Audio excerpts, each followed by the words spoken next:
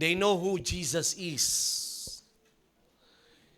And I pray to the Lord na tayo na bilang mga anak ng Diyos ay patuloy na nagkakaroon ng patuloy na paglalim sa pagkilala sa Diyos. In every years, there are 52 or 54 Sundays that we gathered in this place. There are also 52 or 54 Wednesday that we met here because we have a midweek worship that we call prayer and worship. So all in all, it's around 102 to 104 or 108 worship na ginagawa natin sa lugar na ito sa loob ng 365 days. Mga kapatid kay Kristo, kung kayo ay 10 taon ng Christian, if you are Christian for 10 years, and let us try to estimate there are only 100 Sunday and Wednesday in a year, so all in all, congratulate yourselves and congratulations. You already did 1,400 worship to the Lord for 10 years. Kung walang absent. Some of you are 1-year-old Christians. Some of you are less than 1-year-old Christians. Some of you are 5 years, 10 years, 20 years, 25 years. I don't know if they're here, 30 years Christian. Kamusta yung pagsamba mo? How do you worship the Lord? For those past months, years and years, nakikita mo ba yung consistency mo, how you worship the Lord? Nakikita mo ba yung growth mo sa pagsamba sa Diyos? This morning, brothers and sisters in Christ, let us be guided with the message of the Lord this day, worshiping a holy God. Worshiping a holy God.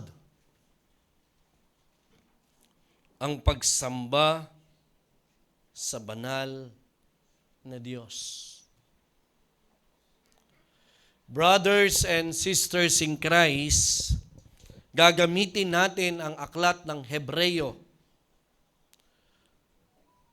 for us na makita, to see ourselves that we really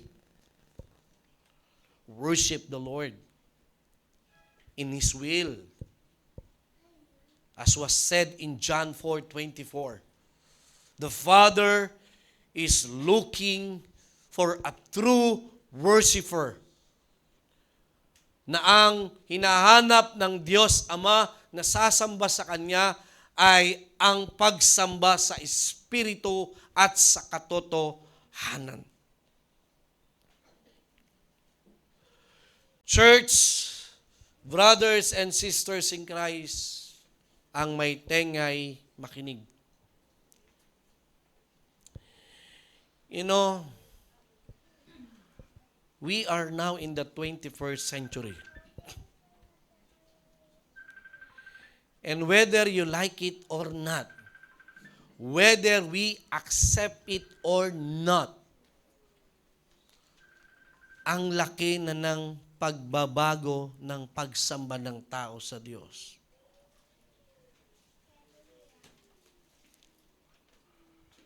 Makakaintindi nito lalo yung mga may edad na. Noon, tama po ba ako, pagpapasok ka ng simbahan, wala namang kayong dalang bottled water. Wala namang kayong dalang chichirya sa anak ninyo o biscuits. Kasi alam ninyo, pagpasok nyo ng simbahan, banal na banal yung simbahan kasi banal na banal yung Diyos na nasa loob ng simbahan. Amen. Noon naman, hindi naman kayo nag-iihi pag sumasamba. Hindi naman kayo nagsisipagtatatayo-tayo. Amen. Amen. At noon, wala namang aircon. But nowadays, listen church, nakakalungkot sapagkat nowadays, the church become a theater. Nowadays, the church become an entertainment church. A self-pleasing church.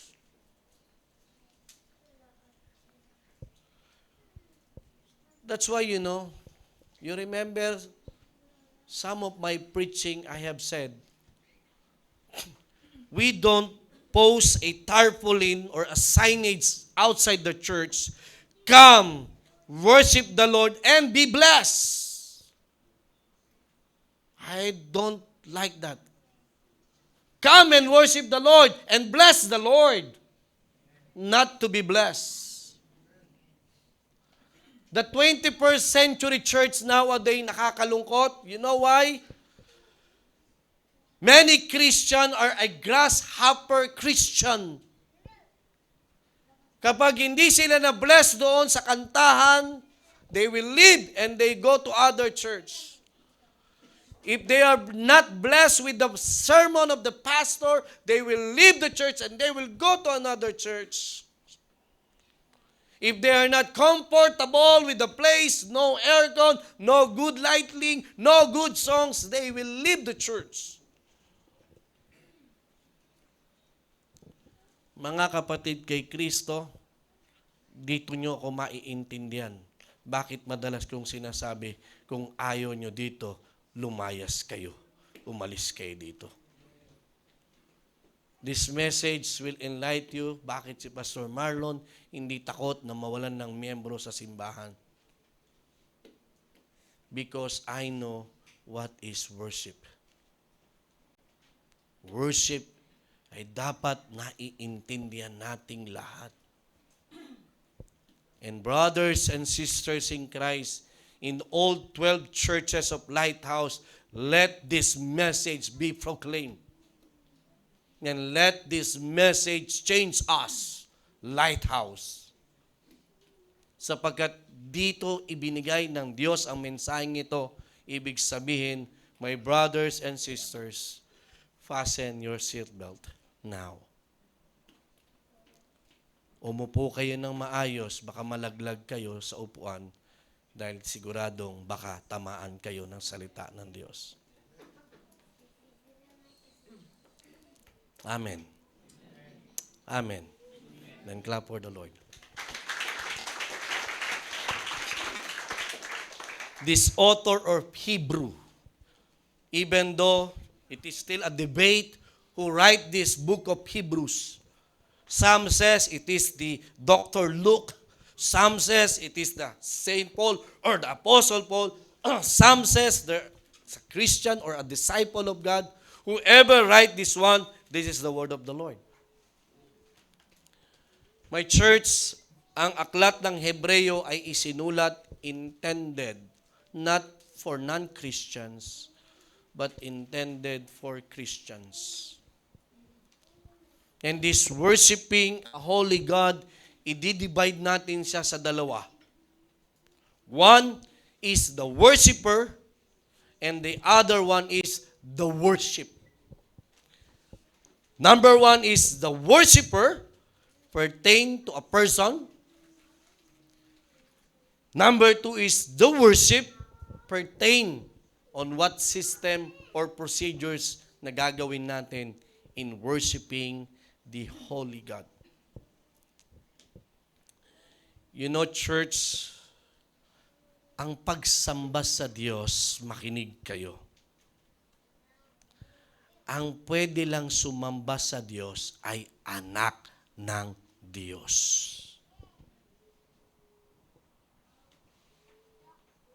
Uulitin ko sa pangalawang pagkakataon. Ang pwede lang sumamba sa Diyos ay ang anak ng Diyos. Then you clap for the Lord. Why you need to clap the Lord? Because you are giving thanks to the Lord, anak ka ng Diyos. Amen? Worship is only for born again.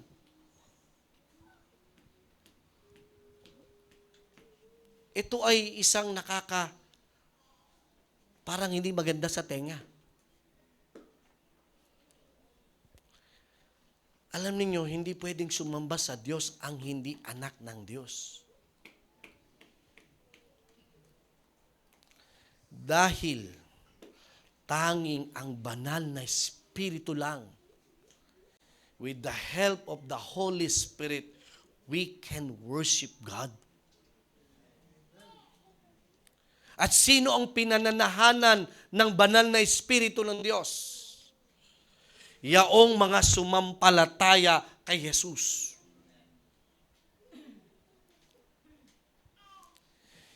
If a church hindi naniniwala kay Jesus, if the church hindi naniniwalang siya ay tagapagligtas, siya ay Diyos,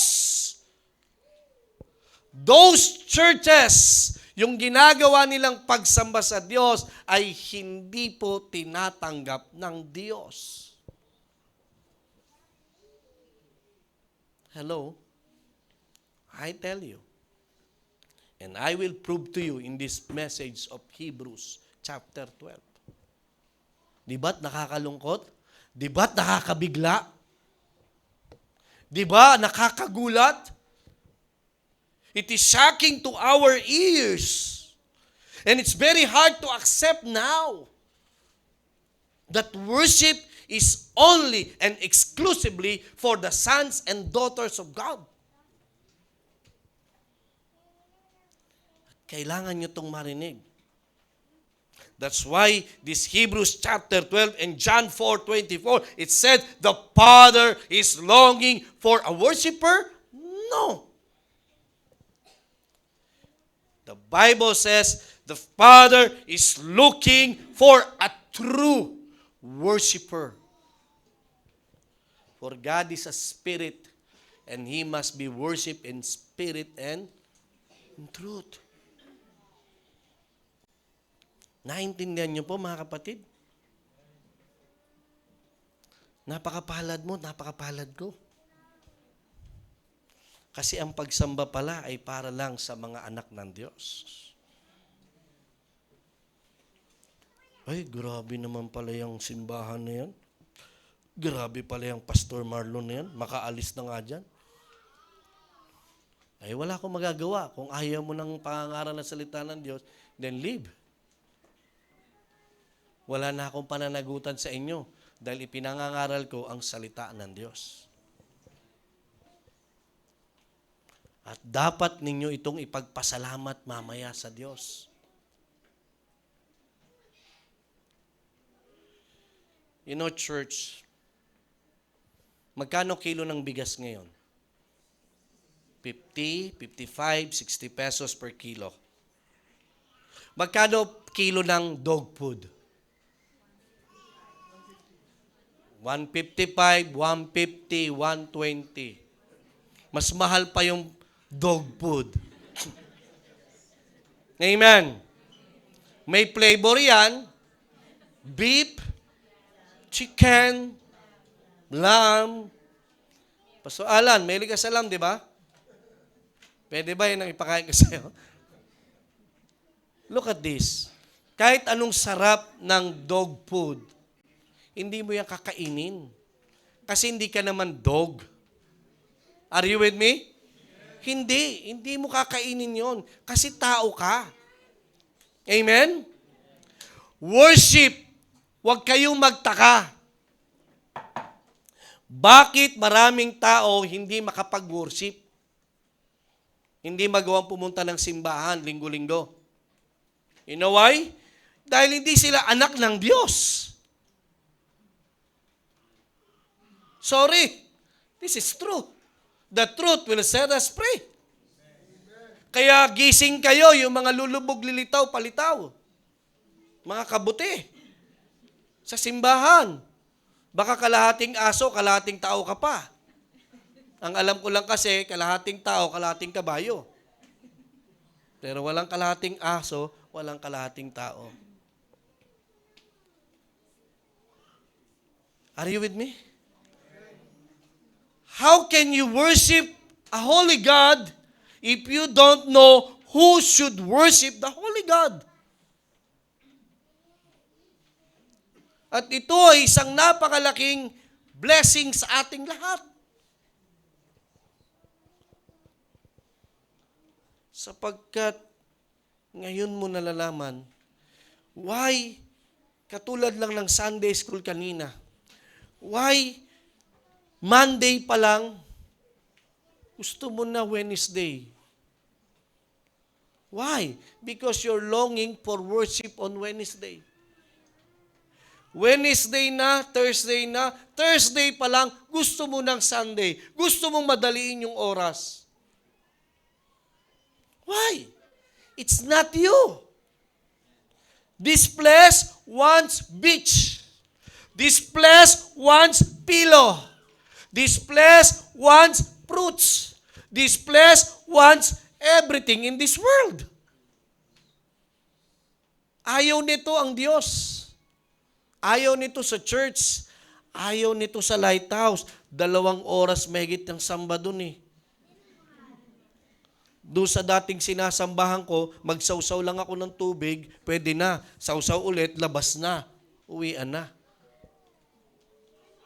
Doon sa sinasambahan ko, 30 minutes lang, 1 hour lang, uwian na. Pag nalate ako doon, walang maninitang pastor. Pag gusto ko nang umuwi, kahit hindi pa tapos sa samba, walang maninitang pastor. Dito, pag late ka, kausapin ka ni pastor. Dito, pag wala ka, hinahanap ka ni pastor. Hello? My brothers and sisters in Christ, never hahanapin ng mga hindi born again ang Diyos. But they will just use God. Gagamitin lang nila ang Diyos sa panahon ng kailangan nila ang Diyos. Pero sa panahon na hindi nila kailangan ng Diyos, ang Diyos ay parabagang nasa pader nga lang, taking for granted tayo sa Diyos. My church, my brothers and sisters in Christ, ang sasamba lang sa Diyos, anak ng Diyos. Amen? And you must be thankful for that.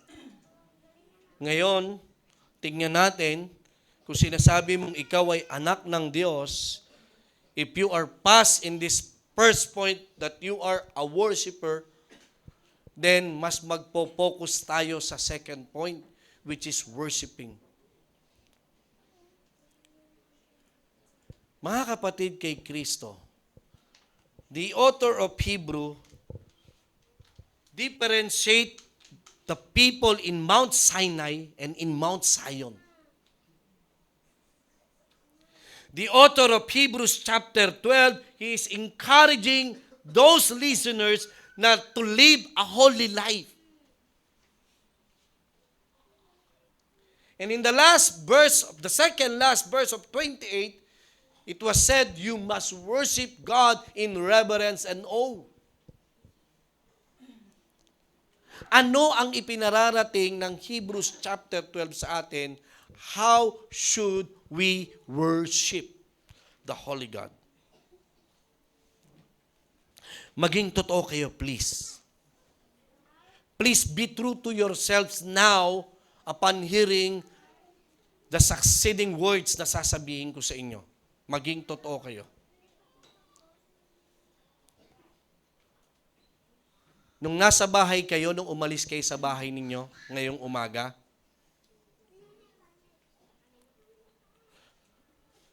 ano at paano at gaano kaka-excited pumunta dito sa church? What do you expect? What do you want to experience this day? Kasi kung tayo ay pumupunta lang sa church as a normal, para lang normal, I tell you, no. Worship should not be program. Worship should not be natural or ordinary. But listen, worship should be supernatural.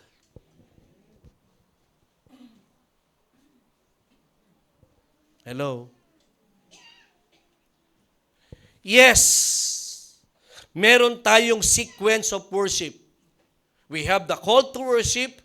After that, we have the psalm reading. After the psalm reading, we have the opening prayer. We have the praise and worship. We have the scripture reading. We have the offering. We have the message time. We have the response song, the altar call, and the closing prayer of the worship. Yes, there is a program.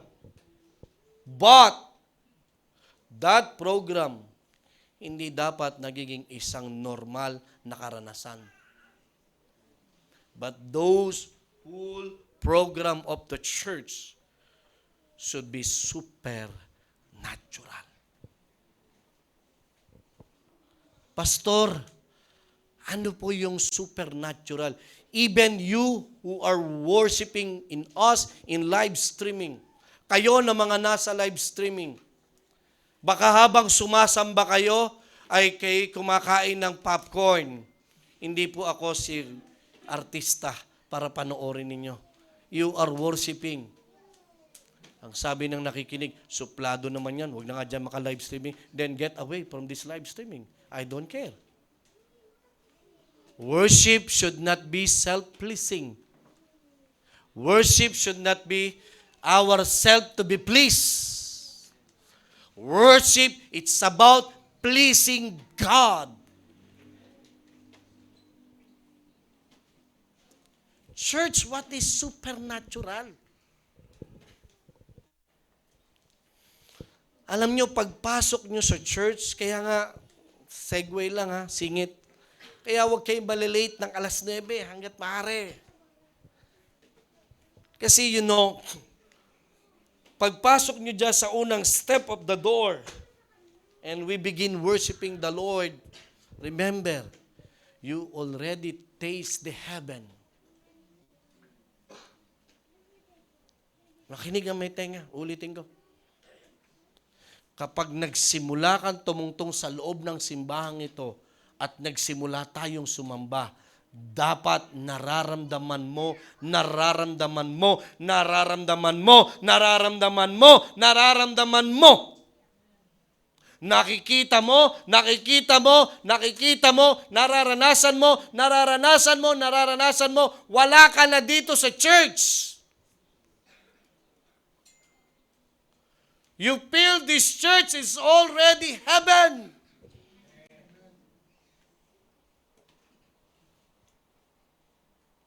But I am sorry. Be true to yourselves. Sometimes, or most of the time, that is not your experience. Kapag maganda yung kanta, I feel heaven. Kapag hindi maganda yung kanta, I don't feel heaven. Kapag maganda yung message, I am blessed. Kapag hindi maganda yung message, I am not blessed. Hello? At ang nakakalungkot, yung iba, tingin pa ng tingin sa relo. Nagmamadali. Eh kung kay pala'y may lakad, huwag ka na lang sumamba. Hindi naman padamihan ang pagsimba o ang pagsamba. Are you with me?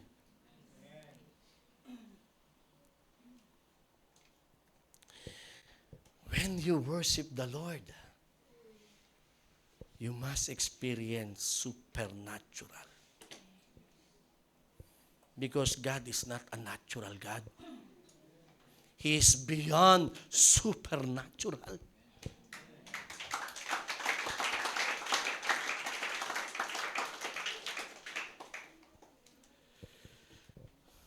When we worship the Lord, tingnan ninyo yung mga panahon ni Moses in Israel.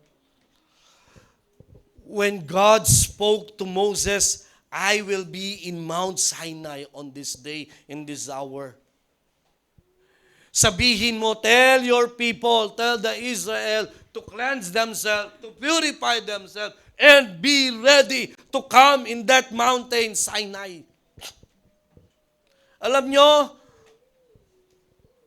excited sila, first time nilang magwo-worship kay God. And they purify themselves, they cleanse themselves, they make themselves holy. And you know, tayo dito, 100 plus lang tayo. In the study of theologians, there are around 2 million people that day. Alam nyo, lahat sila ay nagmamadali. Kung sino yung unang makarating doon sa pinakababa ng bundok. Pero you know, when the Lord's presence is there, boom!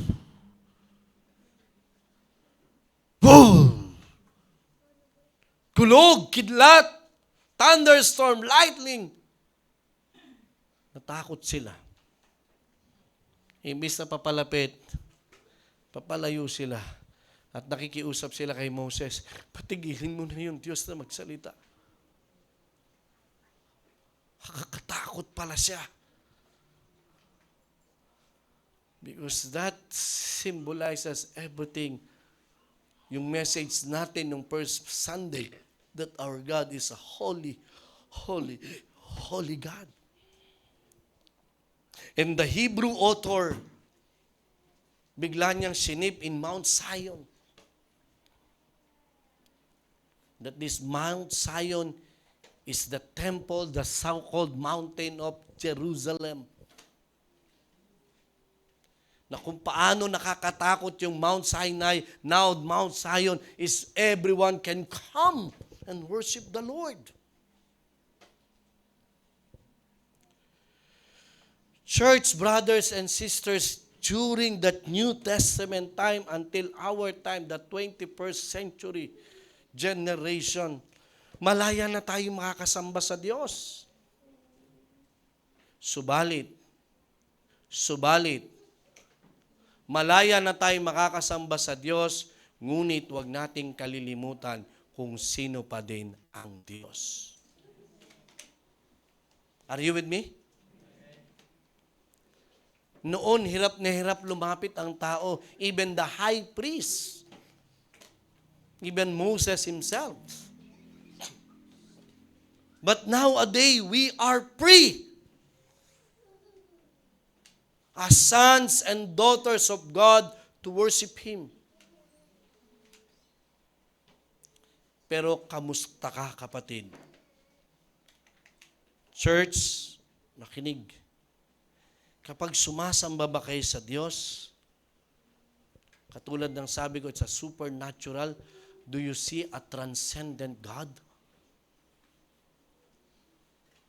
Nararamdaman nyo ba, nakikita nyo ba, naiintindihan nyo ba na ang Diyos nito ay napakataas, napakabanal, He is set apart kung tutusin. Pero sa kabila ng He is a transcendent God, He is also an immanent God. Na, can you imagine, church, dito sa lugar na ito, na andito ngayon ang Diyos? Wala ba kayong kamay sa Diyos?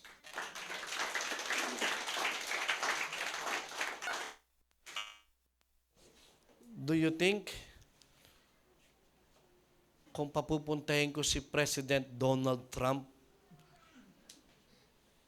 papasa kaya itong simbahan natin? Baka hindi tayo ang piliin. Baka CCF, baka Victory Church ang puntahan. But not Lighthouse is napakaliit. Ang tiles ay pudpud na. Ang upuan ay monoblock na plastic. Hello, are you with me? Are you with me? At siguro kung si Donald Trump ang iimbitahan natin pumunta dito, hindi kayo ang naandito. Kahit sa 216, hindi na kayo makapasok. Ang naandito, mga people in state which has a ranking position that are qualified for Donald Trump. Are you with me? And who is Donald Trump? Compared to God? Compared to Jesus? But we are blessed. Kahit monoblock ang inupuan mo, kahit pudpud ang tiles, kahit tayo walang pinag-aralan dito, God is in the midst of us.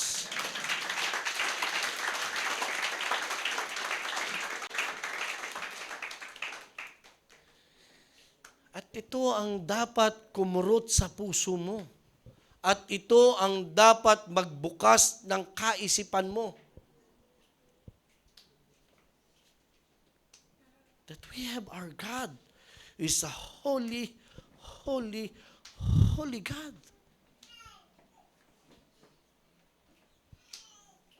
Amen? Kaso nga, minsan, kung hindi maganda sa tenga mo yung kanta, ang palakpak mo ganyan, no? Pero kapag gusto mo yung kanta, di ba? Kapag maganda yung message ng pastor, go pastor, bless, go, preach more.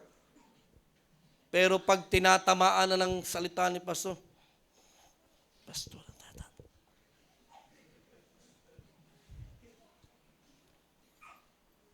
hello?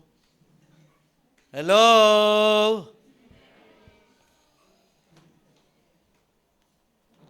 When you raise your hand, you are worthy of it all.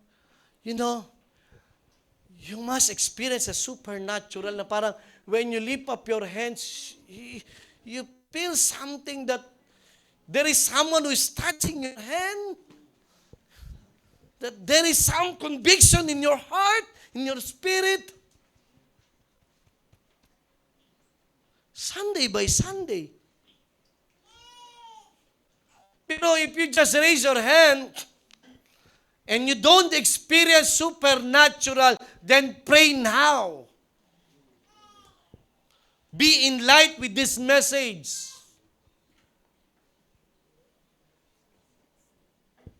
Hello? When you clap, you're not just clapping because sabi ng worship leader, come and clap your hands to the Lord. Raise your hand. Kaya pinagbabawal ko hanggat maaari dito yon. Tinitrain ng worship leader, huwag ninyo encourage silang pumalakpak, huwag nyo sila encourage itaas ang kamay. Because that should not be. Kaya ka nagtaas ng kamay kasi nagpatataas ka, pumapalakpak ka kasi pinapapalakpak ka. No, amen. If you are now in the supernatural work of the Holy Spirit, I tell you, every single clap of your hands, every tears that coming from your eyes, every notes in this instrument is something that become a sweet, sweet, sweet aroma to God. Why? Because na-bless ka sa kanta? Na-bless ka sa message? No, because you know who is in the midst of you. Hindi po ito sa kanta. Hindi po ito sa ganda ng pastor o gwapo ng pastor o sa ganda ng mensahe o sa ganda ng lugar. It is something na malinaw sa iyo. God is here. God is here. Amen. And remember, ito nakakalungkot. Totoo ito sa maraming simbahan. But praise God, hindi ito totoo sa Lighthouse. You know what's that? There are some churches, they will put a tarpaulin signage, worship start at 9 a.m. Now, there are only few are coming. They will not start at 9 a.m. They will wait for people. If people are now 9:30 na, few members, wait again. What's that? Huh? Di ba? So how you call that? That is a self-pleasing church. You said 9 o'clock, whether pastor or no pastor, whether no musician or no musician, with musician, numbers or no musician or members, then start worship the Lord. Makinig kayo. Di ba sabi ko, when you worship, you have taste the heaven. Sinong nasa heaven? The archangel, the cherubim, the seraphim, the angels of God, the 12 apostles, the saints who are gone before us. Hindi nyo ba alam, mga kapatid, kapag sumasamba kayo, dapat malinaw sa inyo, pag nagsamba tayo, ramdam na ramdam nyo, kasama nyo ang anghel sa langit. Because that is the supernatural work of the Holy Spirit. Pero sometimes, iiyak ka na lang, then sabi mo, baka sabihin ng katabi ko, siguro may pinagdadaanan to pag umiyak. Sometimes you want to cry while worshiping the Lord, and then you stop crying because you think of your seatmates. Oh, maybe may ginawang kasalanan niya, kaya yan nag-iiyak dyan. No.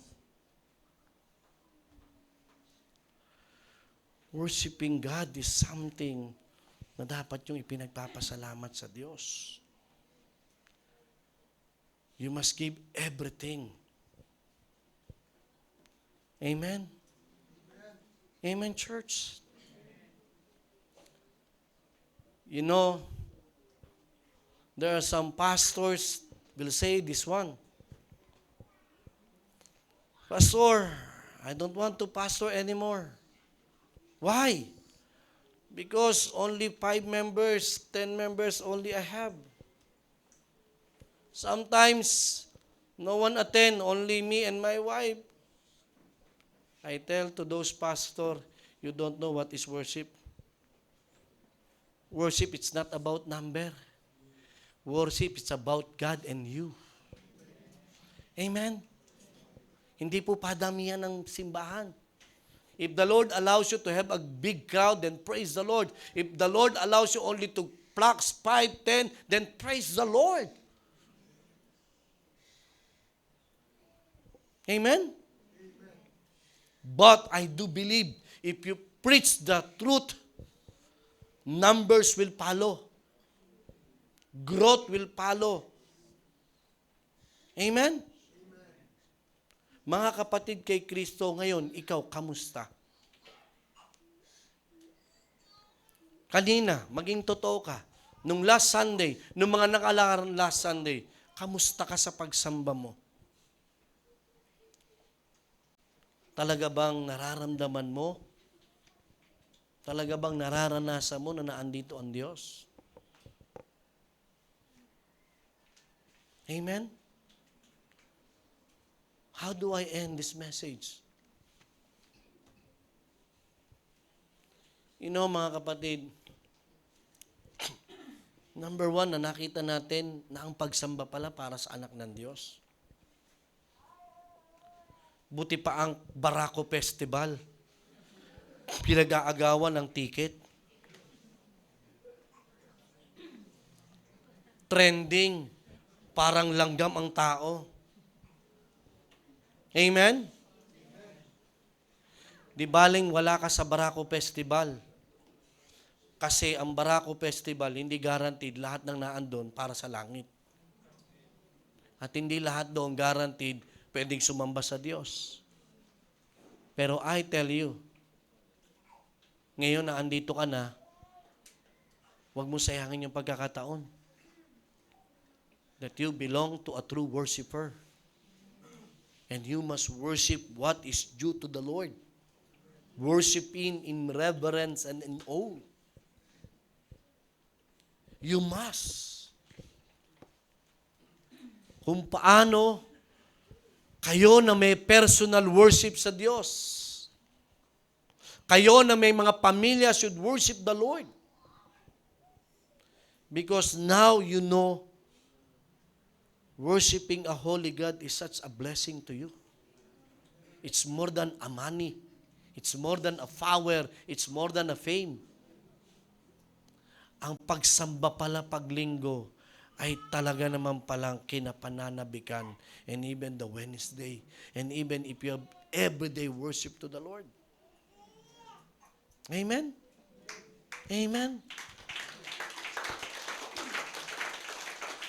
Nawa, mga kapatid, this message change you. This message will always says to yourselves, Lord, thank you. Thank you. Thank you for allowing me to worship you. Panginoong Diyos, salamat for this message. Sometimes, or most of the time, we just come to the church because we are members of the church. Sometimes we go to the church because it is a responsibility as a Christian. Sometimes or most of the time we go to the church because our pastor will be angry if we miss Sunday worship or Wednesday worship. And there are times, Lord, that we are present Sunday by Sunday in the church, but we failed to experience the supernatural work of the Holy Spirit. Lord, I pray this morning na unawaan namin ang mensahe mo. Naintindihan namin ang mensahe mo, Lord, that when we lift our hands, when we open our lips, when we give our lives in your church, we should always remember you are in the midst of us and you are a holy, holy, holy God. And Lord, may you open our spiritual eyes so that we can see your glory. So that we can see, Lord, that there are some angels, archangels, cherubim and seraphim. And we are already tasting heaven, Lord, in worshiping you. Change us, O Lord. Silyuan mo, Holy Spirit, yung mensahe mo sa bawat isa. And from now on, Lord, worship ay lalo namin kakauuhawan at lalo naming pananabigan. We thank you and we bless you. In Jesus' name, amen and amen. Hallelujah. Kamusta ka? Nangusap ba sa iyo yung salita ng Diyos? Ngayon, mas alam mo? Ngayon, alam nyo bakit ayoko na magulong simbahan? Bakit ayoko maruming simbahan? Bakit ayoko ng late? Bakit ayoko na pumupunta kayo dito na hindi man lang kayo handa spiritually?